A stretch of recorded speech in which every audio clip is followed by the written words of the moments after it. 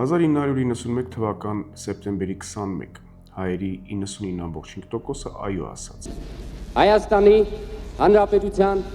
Գերագույն խորհուրդը հռչակում է Հայաստանի Հանրապետությունը անկախ պետություն։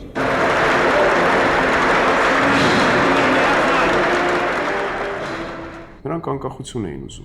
ուզում էին ունենալ իրենց անկախ երկիրը։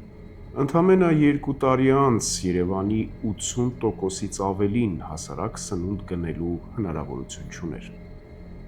Եվս 3 տարի անց Հայաստանը լքեց մոտավորապես 1 միլիոն մարդ։ Այսօր մենք չենք քննարկելու անկախության ճանապարհը։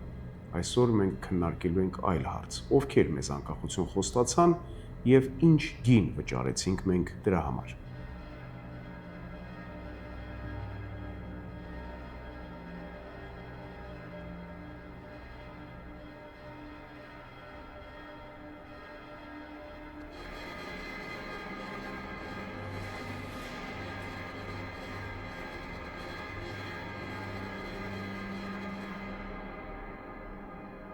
Արդյոք այդ մարդիկ գիտեին, թե ինչ են անում, եւ եթե գիտեին, ապա ինչու խուսափեցին պատասխանատվությունից։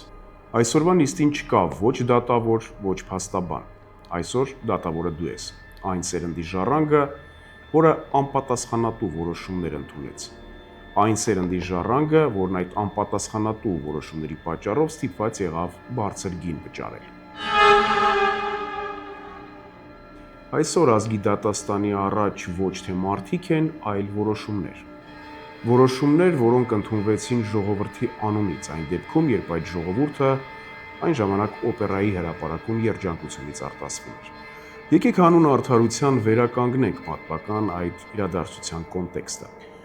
1988 թվական սովետական Հայաստանը ազգային զարթոնք էր ապրում։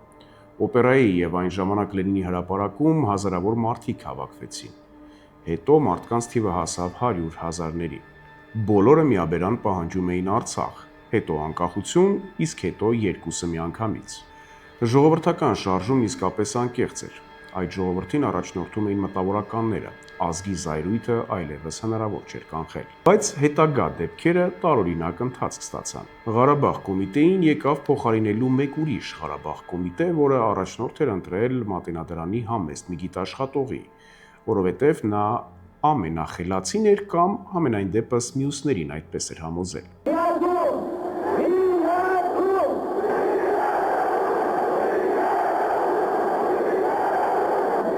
1990 թվական օգոստոսի 23 ընդունվեց Հայաստանի անկախության հռչակագիրը։ Հայաստանը, որ դեռ ԽՍՀՄ կազմում էր, դե ֆակտո անկախ էր, իսկ ընդունված փաստաթուղթը պատմական կարևոր նշանակություն ուներ։ 1991 թվական սեպտեմբերի 21 հայ ժողովուրդը պատմական քայլ է կատարում եւ այո է ասում անկախությանը։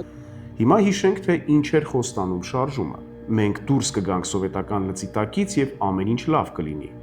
Անկախությունը կշտկի ամեն ինչ, բայց խոստացածն այդպես էլ չեկավ։ Ահա թե որտեղից է սկսվում այսօրվա մեր գործը։ Եվ այսպես, ինչպես ցույց տվեց ժամանակը, Արցախյան շարժումը եւ անկախությունը առաջնորդող ինքնակոչ ղեկավարները պետություն կառուցելու ոչ մի ծրագիր չունեին։ Սա առաջին մեղադրանքն է։ Երկրորդ, Արցախյան պատերազմում տարած հաղթանակը սեփականաշնորհած մարդիկ ժողովրդին քաշեցին տնտեսական պատերազմի մեջ, այն քողարկելով նույն պատերազմով։ Չես կարող մարդանդրությունը աշխատացնես, գոնե 8 հատ պետքա ջրի մեքենա ունենաս դրա համար, որ չես կարող աշխատացնես բյուջեն, ասիկ գործազուրկ կա, այսքան գործազուրկ, այսքան ջրի մեքենա, չէ՞։ Եվ երրորդ, 1993-ից 95 թվական էներգետիկ կոլապս, սով, զանգվածային արտագաղթ։ Իսկ որոշումները, որոնք ընդունվում էին վերևում, ոչ միայն չէին թեթևացնում, այլ ավելի էին ծանրացնում ստեղծված իրավիճակը։ Մենք այս 3 հարցերը կդիտարկենք առանձին, իսկ վերջում դուք կկայացնեք ձեր վճիռը։ Բայց մինչև այդ հստակեցնենք, թե որն է այսօրվա նիստի նպատակը։ Հարցը հետևյալն է. ինչպես եւ ով ծնեց այս համակարգը։ Ինչպես այդ համակարգը վարակեց մարդկանց եւ դեռ շարունակում է խժռել մինչեւ օրս։ Նորանկախ փոքրիկ Հայաստանը անկախության համար շատ բարձր գին վճարեց, բայց ժողովուրդը պատրաստ էր այդ գինը վճարելուն։ Պարտադրված պատերազմ, Ադրբեջանը շրջափակում է հայտարարում, Թուրքիան փակում է սահմանը, Վրաստանում քաոս է։ կյանքի միակ ճանապարհը հարևան Իրանն էր, բայց ենթակառուցվածքներ չկային։ Հարցը հետևյալն է. նորանկախ Հայաստանի ղեկավարությունը ստանձնած մարդիկ արդյոք գիտակցում էին, թե ինչ բեռ ու պատասխանատվություն են վերցնում իրենց ուսերին։ Պատասխանը ավելի քան պարզ է. այո, գիտակցում էին։ Բայց եթե մի փոքր հետ գնանք, ապա կտեսնենք, որ նորաթուխ առաջնորդները ոչ թե անկախության ճարտարապետներ էին, այլ ճիշտ տեղում, ճիշտ պահին հայտնված մարդիկ, ամենևին ոչ պատահական։ ԽՍՀՄ հոգեվարքի մեջ էր, դե ֆակտո փլուզվում էր, դե յուրե փլուզումը ժամանակի հարց էր։ Այսինքն այն, որ մենք առաջնորդեցինք անկախության շարժումը,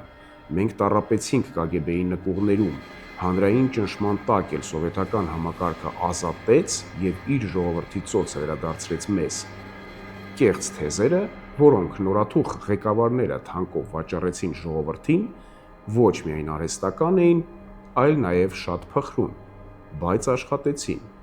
որովհետեւ ժամանակը ճիշտ էր հաշվարկված, ժողովուրդն էլ առաջնորդի կարիք ուներ։ Իսկ ինչ պետք է գոռար առաջնորդը, որպեսզի շահեր մարդկանց վստահությունը։ Ղարաբաղ եւ միացում։ Եթե կան մարդիկ, որոնք համաձայն չեն, ապացուցեմ։ Խոսենք փաստերով։ Լևոն Տեր-Պետրոսյանը, որը ժամանակին Ազատության հրապարակում կոկորդ էր պատռում Արցախ եւ միացում գոռալով, նախագահ ընտրվելուց հետո Արցախի ռազմաքաղաքական ղեկավարության հետ հանդիպման ժամանակ նշում էր, որ տարածքները պետք է վերադարձվի, որովհետեւ աշխարհը մեզ ճիշտ չի հասկանա։ Իսկ հետո հարկ եղած դեպքում իրեն ներկայացնում էր որպես պատերազմ հաղթած նախագահ։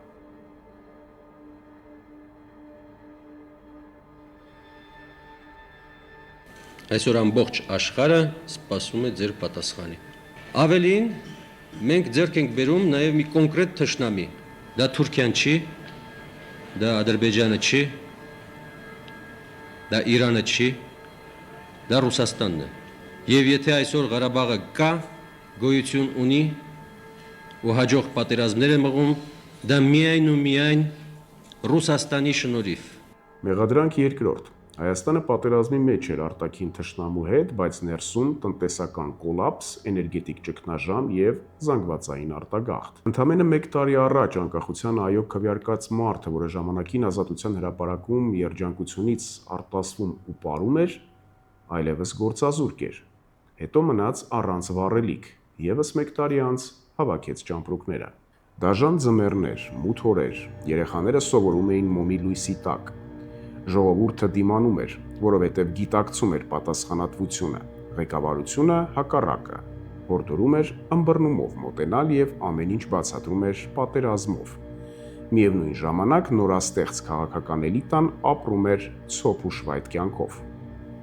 Հիմա հարց. հնարավոր էր պատերազմ վարել եւ միևնույն ժամանակ երկիր կառուցել։ Լևոն Տեր-Պետրոսյանը ասում էր ոչ։ Իսկ ինչ կասեք դուք։ Մեղք երրորդ, ինձ համար ամենասարսափելին։ Մեկ ակնթարթում նորանկախ Հայաստանը հայտնվում է դեմոգրաֆիկ աղետի մեջ։ Մասսայական արտագաղթը անվտանգային խնդիր էր, բայց երկրի ղեկավարությունը կարծես դեմ չէր դրան։ Ովքեր էին հեռանում։ Ոչ թույլերը։ Հեռանում էին լավագույնները, ուժեղները, մարդիկ, որոնք մասնագիտություն ունեին։ Երիտասարդ էին, պատրաստ էին շենացնել երկիրը։ Բայց ոչ ոք նրանց չէր նկատում։ Նրանք պետք չէին հայրենիքին։ Անկախությունը գաղափար է, պետությունը մարդիկ, իսկ այդ մարդիկ հեռացան։ Հարց դատարանին։ Նորանկախ Հայաստանի ղեկավարները պատասխանատու են ստեղծած պայմանների համար, որի պատճառով դուրս շպրտեցին մարդկանց իրենց երկրից։ Ահա թե ինչպես ազգը զրկվեց մտավորականությունից։ Ահա թե ինչպես վերացավ ազնվական դասը։ Զուգահեռներ տեսնում եք 1915-ի ապրիլի 24-ի եւ այդ ժամանակահատվածի միջև։ Պաշտպանական կողմը կասի, պատերազմ էր։ Շրջափակում, մենք չէինք կարող կանգնեցնել արտագաղթը։ Մեղադրող կողմը կպատասխանի։ Մյուս հետխորհրդային հանրապետությունները նույնպես ծանր իրավիճակում էին, բայց պահպանեցին ազգի սերուցքը։ Իսկ պատերազմը ոչ թե պատճառ էր արտագաղթի համար, այլ երկիր կառուցելու առիթ։ Յուրաքանչյուր հայ, որ հեռացավ այդ տարիներին, մի ձայն էր։ Ձայն, որը տարավ իր հետ, եւ որը մեզ այդքան չհերիքեց 2020-ի ծանր փորձության ժամանակ։ ԽՍՀՄ առանց Հայաստանի անկախություն հռչակելու էլ մահանում էր, դա ժամանակի հարց էր։ Եվ այն թեզը, թե Տեր-Պետրոսյանն ու իր թիմը անկախություն են կերտել, կեղծ է եւ արհեստական։ Անկախություն կերտել է ազգը։ Երկրորդ, առաջին նախագահը երկիրը ընդունեց քաոսային վիճակում, բայց նորոգելու փոխարեն ել ավելի խորացրեց իրավիճակը։ Տնտեսության քայքայում, կոպեկներով գործարանների սեփականաշնորհում, կոռուպցիա։ Երրորդ, Արցախի առաջին պատերազմը Տեր-Պետրոսյանի ընտրությունը չէր։ Այն պարտադրված պատերազմ էր Ադրբեջանի կողմից եւ ուղղված էր Արցախի ու արցախահայության ոչնչացմանը։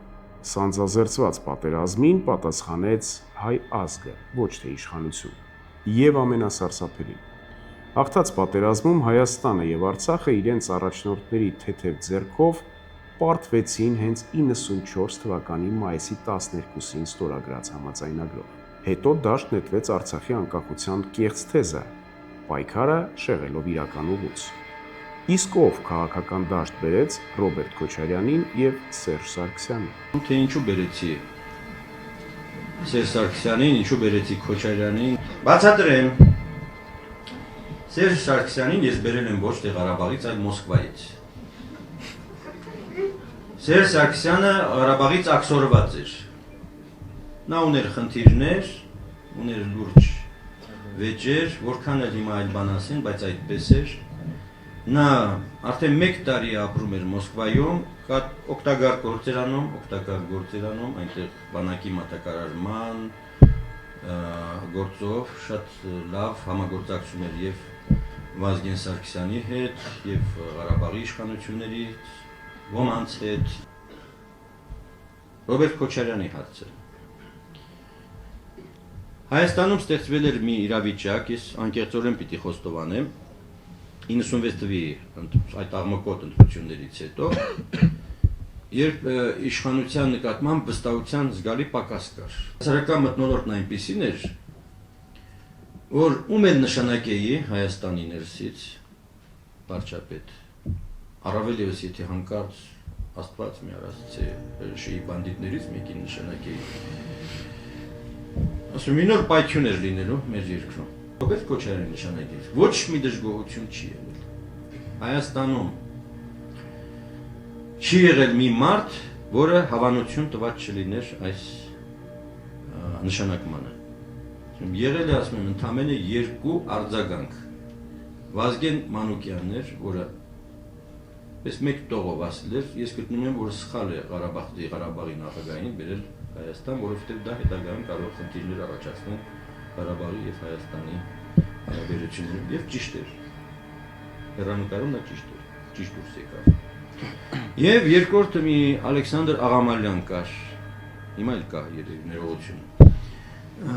Եվ նա շատ լուրջ հոդված էր գրել, որտեղ հիմնավորում էր, որ Քոչարյանի նշանակումը Հայաստանի վարչապետ սխալ է։ Հետո այս եռապետությունը սեփականաշնորհեց Արցախյան պատերազմում տարած ազգի հաղթանակը։ Հետո եկան նորերը եւ մեղադրեցին հներին։ Սա վաղուց փորձած մեթոդ է ու աշխատող։ Հիմա կասեմ, թե ինչու։ Որովհետև արտագաղթից հետո ազգը վերածվեց ժողովրդի, իսկ ժողովրդին խաբելը հեշտ է։ Որովհետև ժողովուրդը միշտ առաջնորդվել է չարյաց փոքրագույնի սկզբունքով։ Թող այս մեկը լինի, որպեսզի այն մեկը չգա։ Այսպես է աշխատում վերարտադրման սիստեմը։ Դատավճիռ 35-ամյա Հայաստանի պատմության մեջ գլխավոր մեղավորը անկախության եւ Արցախի ազատագրման քողիտակ իշխանության եկած բոլոր գործիչներն են, որովհետեւ նրանք են համակարգի ճարտարապետը, որովհետեւ նրանք են ազգի հաղթանակը թանկով վաճառել ժողովրդին, որովհետեւ նրանք են իշխանության բերել Քոչարյանին ու Սարգսյանին, որովհետեւ նրանք են ծնել Փաշինյանին, որովհետև նրանք են ազգը զրկել ազնվական դասից, որովհետև նրանք են արմատախիլ արել մտավորական դասը, և վերջապես, որովհետև նրանք են ազգը թողել անտեր։ Եվ դրա շարունակությունը եղավ 2020-ին, երբելի ձեր անունից, բայց ձեր փոխարեն որոշումներ կայացրին, այնպես, ինչպես հեռավոր 1994-ին։ Իսկ ինչի եք Արցախ ասում, ուզում եմ հասկանալ։ Ինչ հետաքրքիր է, զուտ հետաքրքիր է։ Իսկ ինչի եք այդ դեպքում վազգում, երբ որ Հայաստանի Հանրապետության ինչ-որ տարածքներին ադրբեջանական անվանումներ են տա։ Ենթադրենք Սևանին ինչ-որ մեկը ինչ-որտեղ այլ անվանում է տալու։ Դատավճիռը քո իրավունքն է։ Դավաճանություն, թե պատմական հանցագործություն ազգի նկատմամբ։ Գրիր մեկնաբանություններում։ 2023 թվական 120,000 հայ կրկին բռնեց գաղթի ճամփա։ Արցախը, որը 32 տարեկան էր, այլևս դադարեց գոյություն ունենալ։ Ինչպես ազգը, որը հաղթել էր 94-ին, այդքան հեշտ հանձնվեց 2023-ին։ Ինչն այնպես չգնաց։ Ովքեր որոշումներ ընդունեցին, ովքեր լռեցին, երբ պետք էր խոսել, եւ ովքեր խոսեցին, երբ պետք էր գործել։ Եվ գլխավոր հարցը. ով հանձնեց Արցախը, եւ կարելի էր արդյոք դրանից խուսափել։ Հաջորդ նիստը մեկ շաբաթից, բաց չթողնեք։